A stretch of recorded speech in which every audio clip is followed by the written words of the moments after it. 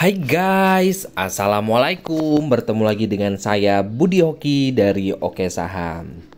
Nah, ini pantauan pagi kita adalah Prim. Dan alhamdulillah Prim hari ini 20% lebih ya. Luar biasa Prim. Nah, tadi saya sudah sempat bahas di keluarga Oke Saham kenapa Prim menarik, dikarenakan memang ada volume masuk di situ. Ini adalah rekomendasi kita kemarin 2 Oktober. JAR selama bertahan di atas 200 oke ya. Dua area buy saya 204. Alhamdulillah JAR lumayan ya. Alhamdulillah. Nah tuh ya, JAR Meta JAR alhamdulillah keluarga Oke Saham panen JAR ya. Saya berkoreksi coba antri 220 222. Ini CYBR ini saya bahas di video saya kemarin ya, dan alhamdulillah kita masuk dari kemarin juga 2 Oktober 220 222. Alhamdulillah CBR cukup lumayan. Kita masuk dari bawah ya. Alhamdulillah. Dan saya kasih tahu lagi, CBR ini juga hari ini koreksi kembali dan akumulasinya masih bagus. Jadi kawan-kawan bisa cicil cari supportnya. Kemarin saya sudah bahas support dari CBR ini di harga berapa, dan itu sebagai kuncinya. Jadi kawan-kawan cari cuan itu seperti itu. Beli saham uptrend, apalagi kalau kita bisa lihat kalau saham tersebut masih ada akumulasi ya. Santai. CBR masih saya pegang. Saya beli lagi CBR maksudnya. Nanti saya bahas. Inet masuk tadi Pak. Ini sesi 2 saya nggak rekomendasi banyak-banyak di keluarga Oke Saham karena saya memang mantau Inet. Alhamdulillah Inet menuju arah closing. Alhamdulillah. Jadi nggak usah mantengin sana sini, kita mantengin satu saham yang potensi ya. Oke, tadi di mana ya? Nih, saya tadi sempat bahas CBR bisa jadi JJS yang sudah buang. Ini adalah JJS saya di tanggal 3 Oktober. Semoga aja masih memberikan cuan ya. Kalau bisa dapat merah tuh 222. Alhamdulillah tadi dapat ya 222 dan closing 224. Ya, satu tik. Nah, ini masih oke. Kemarin saya bahas areanya. Nah, kenapa CBR masih saya rekomendasikan? Ini adalah chart dari CBR ya. Ini CBR masih dikategorikan uptrend. Kalau ngeliat dari moving average-nya ya, MA, moving average masih dalam kategori uptrend. Kalau lihat volume, 2 hari ini kan koreksi dan volumenya terus menurun. Nah ya, berarti korelasi ya, sahamnya koreksi dan volumenya menurun. Makanya oke deh, kita kumpulin dulu. Nah, kedua adalah di sini di bot Oke Saham terlihat ada akumulasi, masih ada akumulasi ya di situ 129 jutaan. Kalau di sini ya di bot Oke Saham masih ada akumulasi, makanya kita masih berani untuk ambil di CBR kembali. Nah, saya bahas nih CBR ini supportnya di harga berapa buat kawan-kawan semua. Dia ada resist yang sudah dijebol dari CBR, itu ada di harga nih yang di garis-garis ini ya. Nah, di garis ini itu ada di harga berapa? 218. Jadi kawan-kawan pantau stop loss dekat aja di 218. Kalau seandainya close di bawah 218 ya kemungkinan dia akan turun di bawah 200. Jadi kita nggak usah jauh-jauh, ambil support 218 aja. Nanti kalau seandainya balik lagi ya kita pantau lagi.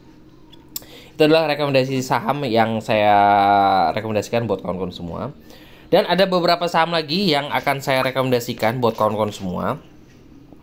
Tapi jangan lupa ya, kawan-kawan jangan lupa untuk like dan juga komen video ini biar video ini makin ramai. Oke, jadi kawan-kawan bisa dapat cuan dari rekomendasi dari Oke Saham. Oke, yang pertama saya melihat ada peluang di Halo. Ini punya pola yang cukup bagus. Halo 5. Nih. Halo. Nah, ini adalah chart Halo. Yang bikin menarik saya adalah Halo ini punya pola yang sudah hampir 2 minggu terus memberikan cuan. Jadi artinya pola ini apa? Pola hariannya itu adalah setiap hari ada potensi naik sampai 2-3%. Nah, itu adalah potensi hariannya. Jadi setiap hari alhamdulillah naik, walaupun kadang candlenya merah di closing, tapi dia ada potensi 2-3% untuk naikannya. Ditambah Halo juga ini sudah break dari MA50. MA50 di garis warna putih. Nah, MA50-nya dia ada di harga berapa Pak Budi? MA50-nya ada di harga 76. Nah, dan di closing di 83. Itu adalah alasan saya kenapa Halo menarik. Ini saham gorengan. Target Halo itu punya resist di sini nih, di atas 100 ya.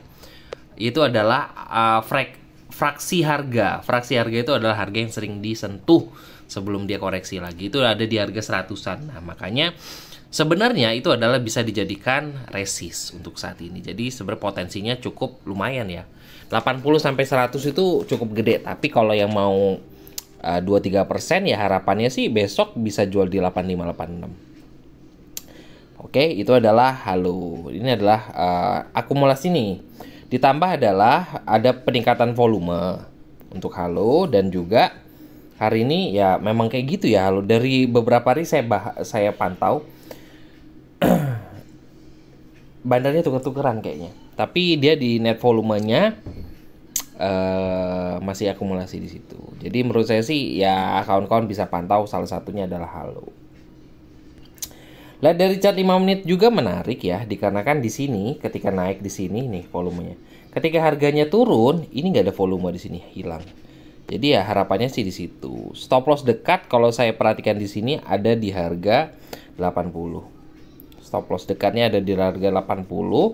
Jebol itu ya ada potensi ke 76 ya, 76. Jadi ya kawan-kawan bisa cari stop loss dekat atau stop loss yang agak lebih dalam lagi. Jadi itu aja buat kawan-kawan semua. Halo berpotensi ya. Dengan ini ada resist di harga high hari ini ada di 89. Ya harapannya 2-3% besok bisa dapat lah.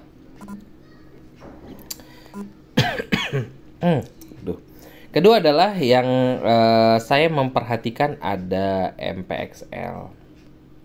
Ini saham-saham gorengan ya. Agak-agak gorengan ya. Tapi ini menarik. Ini MPXL hari ini koreksi dan juga cukup menarik. Nih, kita akan lihat MPXL daily nih.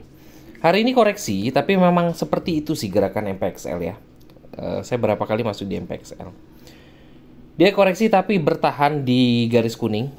Garis kuning itu adalah MA13 ya. Tapi dan ngelihat dari itunya, tapi itu sebagai tanda bahwa kalau saya sih menerjemahkannya adalah tren menengah. Jadi dia masih bertahan di atas tren menengah dari harga sahamnya. Jadi oke deh menurut saya sih. Masih menarik buat kawan-kawan semua.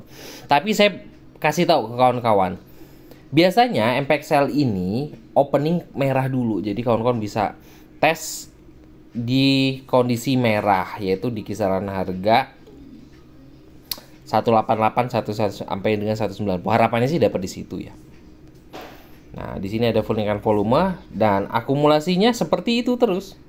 Walaupun candlenya merah, akumulasinya bagus. Nah, kayak gitu. Nah, untuk kawan-kawan semua, kita lihat dari chart 5 menitannya.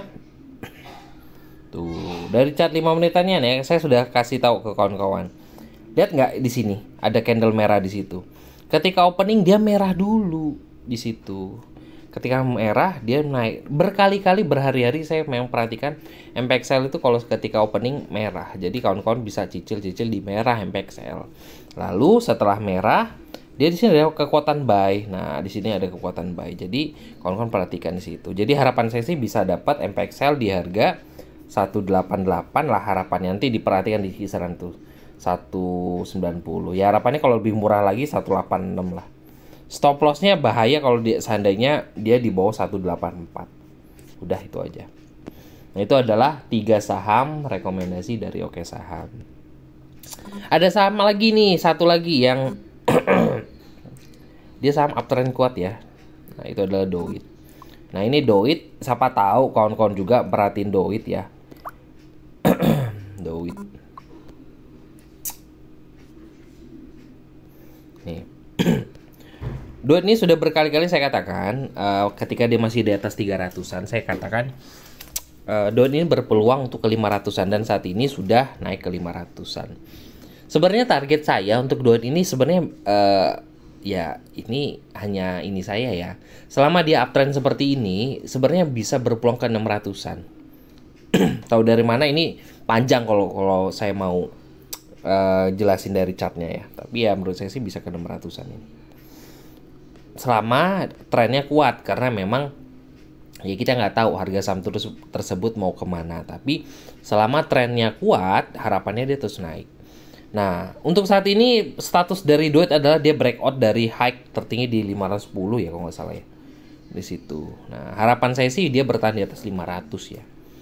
Nah, jadi kawan-kawan bisa jadikan stop loss dari Doit ini dia di MA5. MA5-nya berapa? Kawan-kawan lihat di chart sendiri. Ini masih oke. Ada volumenya bagus. Nah, ini waktu itu saya sempat bahas Doit seminggu yang lalu ya, ketika ada volume besar di situ. Dan sekarang udah naik terus ya di atas 500. Dan ini ada peningkatan volume dan akumulasinya juga masih cukup gede. Jadi menurut saya sih Doit ini masih berpeluang uptrend kuat. Jadi kawan-kawan, selalu saya sarankan belilah saham yang di bahasanya kondisinya uptrend, karena kita beli saham yang kondisinya uptrend itu lebih mudah cuannya daripada kawan-kawan mencoba untuk spekulasi di saham-saham yang downtrend. Oke, itu aja rekomendasi dari saya. Nah, ini juga seperti yang teori yang saya sempat bahas kemarin ya, terkait volume dan juga candle. Di sini Doit, nah ini kan tertinggi. Nah, ini masih ya kalau saya bahas sih masih di atas dari pertengahan dari harga sih menurut saya loh. Jadi menurut saya sih masih oke untuk Doit.